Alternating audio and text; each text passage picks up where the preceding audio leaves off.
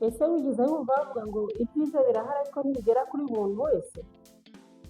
Niba ufite miliyoni 3 gusa ukaba ugikodesha, reka nkwereka aho wakurikiza mu mafaranga ugasezera ubukode.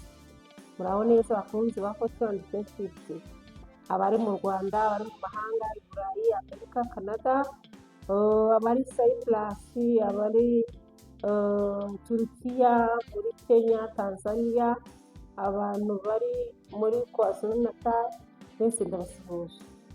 Uyu munsi ngiye kukubatora inzozi nziza. Mu nyigisho iheruka nababwiye ko hari ibibanza bya make bishoboka ku rubyiruko ndetse n'abantu bafite amikoro makeya. None naje kubahamiriza ko ibyo nababwiraga ari ukuri atari amagambo gusa.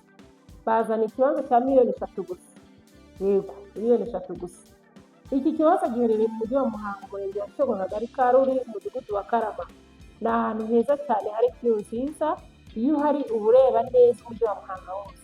Hari neighborhood nziza kandi ni ahantu hari gutera imbere.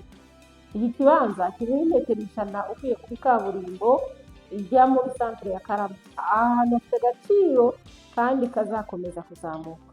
Akarusho, iyi mari yahendutse cyane kuko hafite ubuso bwa metero kare 400 kuri miliyoni 3 gusa. Rubyiruko rero, nabazirikanye uyu munsi mutanguranwe iyi mari ntibacike, muzashimira nyuma. Mu myaka iri imbere uzishimira ko watangiye, ntuzavuga ngo iyo mba naravuze ukiri muto. Uyu ni umwanya wawe. Abakuru namwe mufite amikoro make ntabwo mwahejwe kuri iyi mari kuko n'ibyungura. Ufite inzozi zo kwibikaho ikibanza cyawe ku mafaranga make, aya niyo mahirwe nakuzaniye none.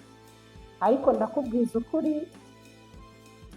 ibibanza byiza nk'ibi kandi bihendutse bimara kabiri ku isoko. Niba ushaka miliyoni 3 gusa zaguhindura ubuzima, hamagara nonaha. Abashaka kuza kureba ikibanza live cyangwa bashaka ibisobanuro birambuye, unyandikire kuri WhatsApp ubona kuri screen yanyu. Ibibanza bihendutse bimara kabiri.